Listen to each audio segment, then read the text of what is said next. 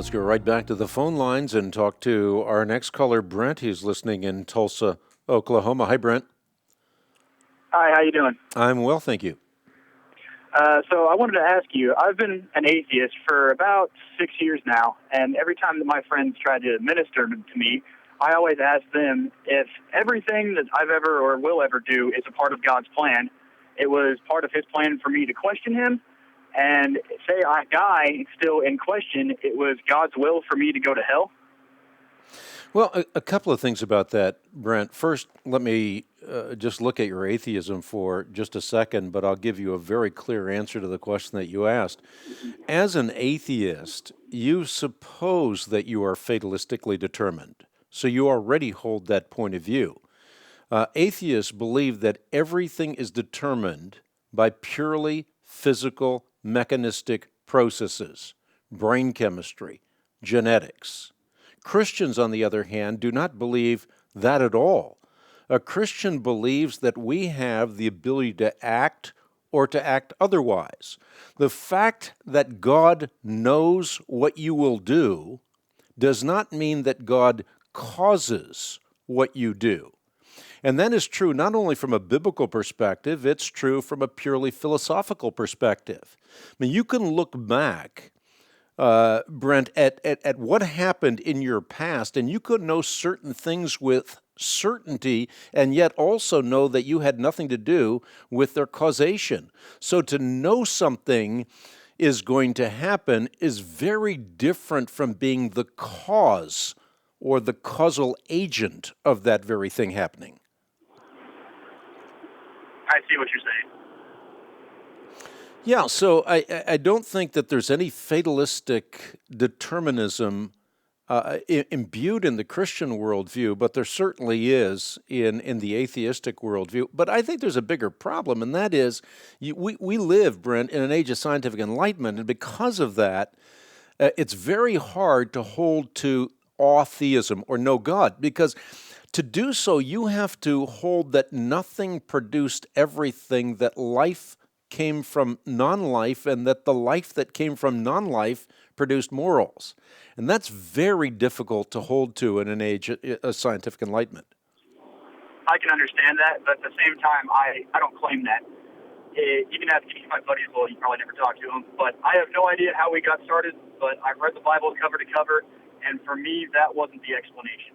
Well, I mean, what do you mean by that? Noah's Ark, for example. I know, 800-year-old man, granted the calendar was different back then, well, technically not even invented, but if it rained for 40 days and 40 nights, it would take the water a year to recede. How did polar bears and lions live under the same weather conditions for 40 days and 40 nights? But granted, or a year after that as well. And I do understand if God can speak his word and create the universe, he can keep animals alive, but it doesn't say that Noah had any help. Well, as far as Noah's Ark is concerned, I think the first thing you have to do is you have to open your mind to both supernatural and natural explanations. And I think from what you just said in the prologue to your question, you have opened your mind to the possibility of a supernatural explanation. Yeah. Right? I'll be the first to admit I could be dead wrong. There very well could be a God, and if there is, man, I hope I find it, because hell doesn't sound fun. But just from what I've studied so far, I haven't found enough evidence. Well, and what I'm saying is that reason forces us to look beyond the natural world to a supernatural designer who not only sustains the world, but one who supernaturally intervenes in the affairs of his created handiwork. And that's precisely what the Genesis flood account entails. So if we're willing to believe that God created the heavens and earth as opposed to the untenable notion that nothing created everything, then there's little difficulty believing the Genesis account of Noah and the flood. And I've actually laid out all of the parameters for this as well in my Creation Answer book, because there are a lot of misconceptions with respect to Noah's flood. For example, the Bible really does not tell us, it's not designed to communicate whether the flood was global with respect to the earth or universal with respect to humanity.